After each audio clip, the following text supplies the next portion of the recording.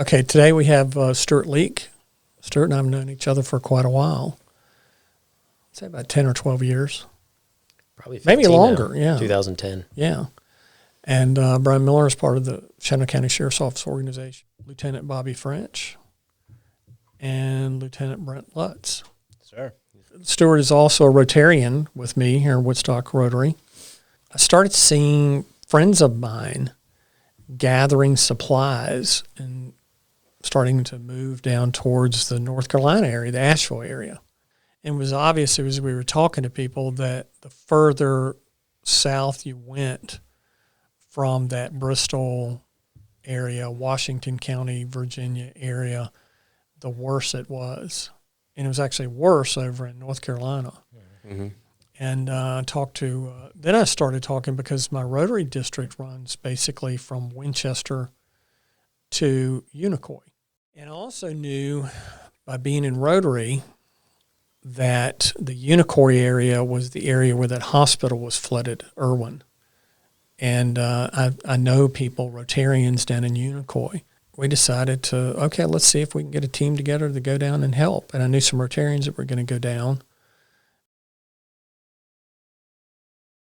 What were the living conditions like? I know you were in a church camp, and I know there were water restrictions and things like that.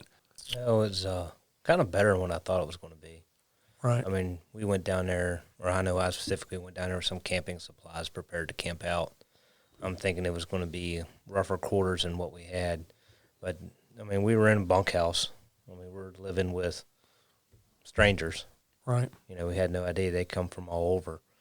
And, you know, we could shower and all that, but you couldn't drink the water, you know, boil only.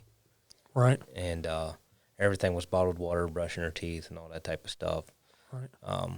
They made dinner for us, breakfast for us. Mm-hmm. You said that there were water restrictions from like Christiansburg. We stopped at Virginia Tech area on down. Yes, sir. We stopped at Christiansburg on the way down and ate dinner, and then they told us there that they had a boil regulation. They had to boil all the water. And then that led all the way down to Greenville. Mm-hmm. A lot of restaurants were closed. The insides were closed. Your drive-throughs, they still had the drive-through operate, but not inside. Mm-hmm. So the county we were in, and I'm trying to, if we were here in the valley and we look over towards Page County, mm-hmm. that would be the mountain that was the border with North Carolina. Right. And their waterways in Greene County were fed from North Carolina. So if you were not around a waterway, it looked very similar to here. You would not even think that anything had happened. But as soon as you would get along, for example, around here, like Stony Creek or the Shenandoah River, I mean, it was just completely different from what the locals were saying that it looked like before and after. So new riverbeds. There was one part, we would cross a bridge on the way to the house that we were going to every day, and the dam had been damaged from the water, and on the other side, it had probably widened the river. I'm not sure how much, but it was nothing but cliffs of rocks on the sides where the water had just washed everything out. And then where we were at, the locals estimated that it was about 40 to 50 feet above the normal creek level where the houses were that we were working on. Yeah, and I know Bobby showed me a photograph, and you can see the water line on the porch. Mm-hmm. And where the porch is, if you look out into the yard, you see the top of the vehicle. So you know you're talking many feet. It was a lot. From that creek. What was interesting about where we were at, so along the river, you had the water that was just taking things out and destroying it.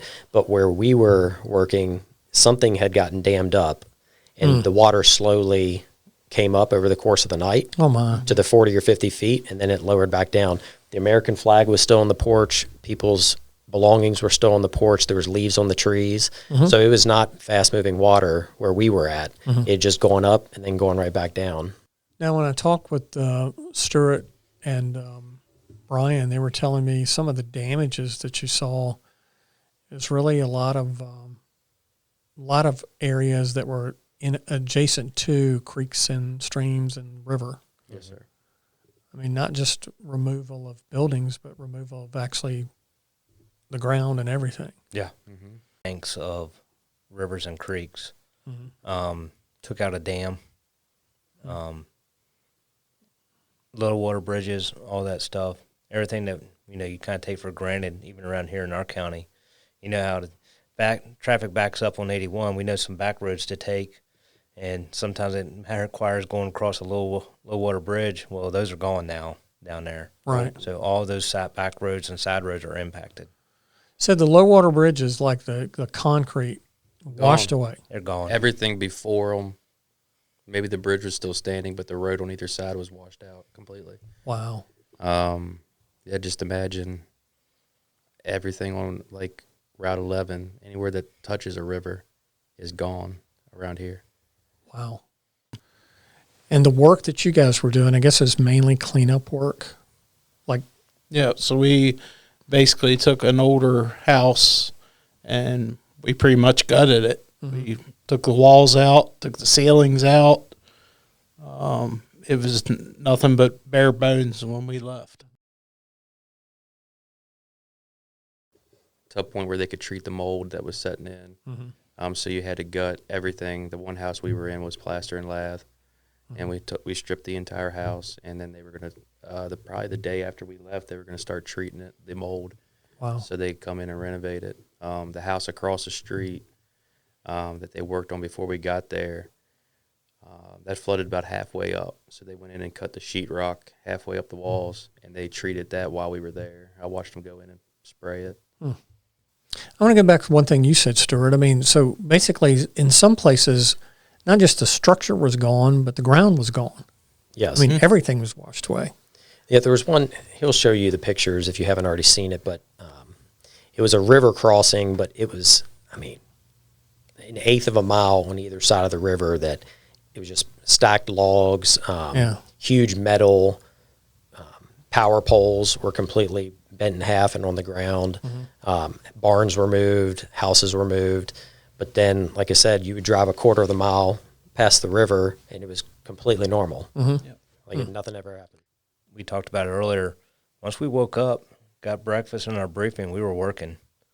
And so when the evening time came, by the time we got cleaned up and our gear cleaned up and whatnot, we were tired and ready to go to bed after we ate dinner, and we never really, and plus it was getting dark at that time. And so we never really got the chance to go really see other areas that were also impacted. But what we saw was just incredible. Anything about any of the people that you were working with or the people that you met? We met some very interesting people from all over the country. California, Florida, West Virginia, Ohio, Texas, New Hampshire. It was either New Hampshire or Vermont. The thing that stuck out to me was the locals. Like, they were just so positive. After I almost feel like, looking back, I was thinking, during the time, I was like, man, how can they be so upbeat? But I think they realized, like, we're just alive. Even though we lost a lot, we're alive, and that's the most important thing. It was part of a Rotary group, but we were working with people that weren't part of Rotary. They were just showing up looking to help out. Right. And that was the main thing that they really wanted to kind of convey to us. If you run into residents in this area, just talk to them. Maybe they just need somebody to talk to. Right. So we did a lot of that. Yeah, one of the things we try to get out of one of these initiatives is to help the staff understand how this is going to affect us if it ever happens here. These are the kinds of things we need to be thinking about. Yeah. I kind of pre-planned, so to say. Like, I was thinking about home. What would we, if this was, say Stony Creek, area, what would we do? What resources would we, have to pull and so forth? So it made me think about, the potential of something happening at home. I looked at it definitely as a great training opportunity.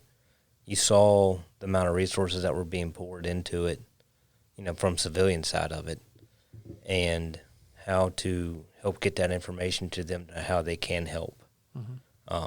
Or, reaching out to, all right, we know we got to reach out to these church groups or these facilities that have accommodations that can help people that's coming in to help render aid, and how to kind of set that up, or in a way have an idea on how to set it up, Right. or know who to reach out to help set that up. The way I feel about it is if there is a need and there are people here within our organization that can go and help, a lot of things are happening there. One is there's a need that's being fulfilled by someone who's volunteering.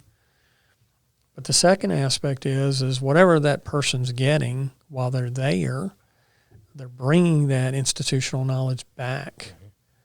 Because when it happens here, because we've had floods here, not of this magnitude, I don't think, but we've had floods here, we've had natural disasters here, and I think it's important to have staff that have some kind of institutional knowledge of these are the things we need to be mindful of. Right. Well, one thing that I think it was Bo, when he went down to Unicoi, when he was driving, there were so many different law enforcement that were blocking a road or blocking a bridge that was taken out.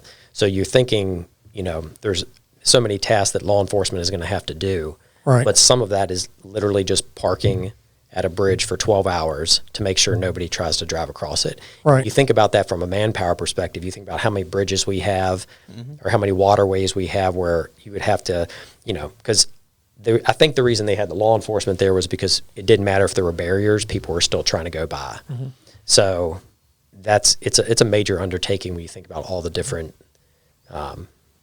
types of jobs law enforcement and first responders would have to have. I know we were talking earlier, and you made a comment about personal preparedness now.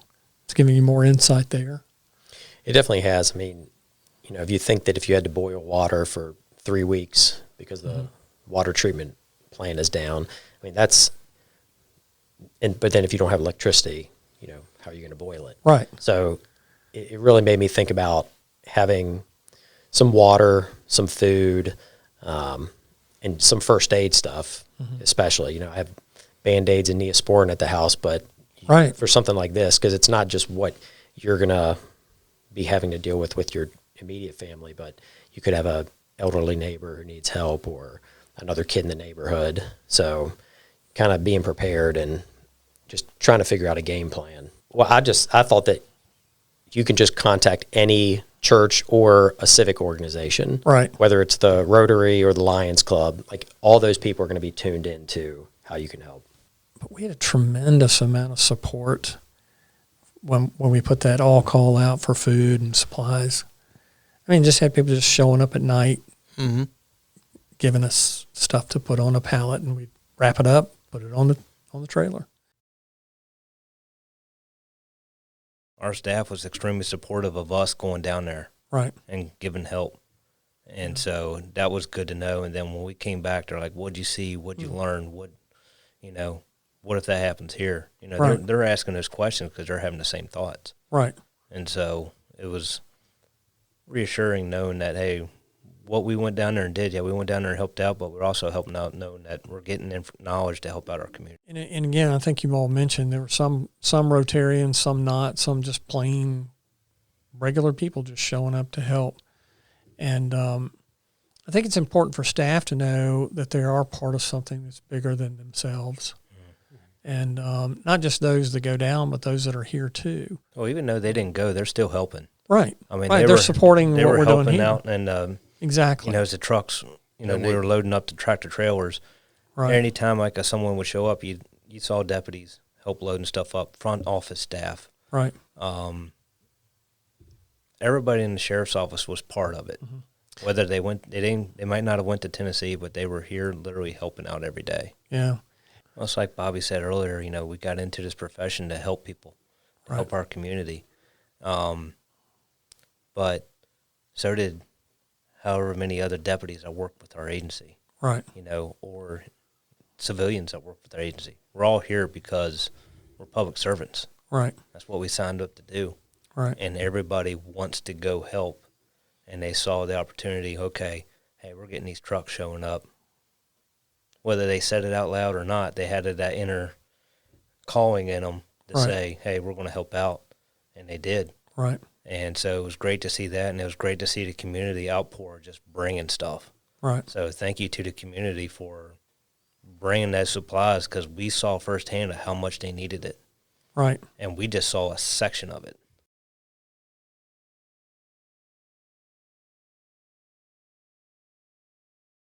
Right. You know, and we know they were severely impacted as well as Georgia, all the states Right. in that area.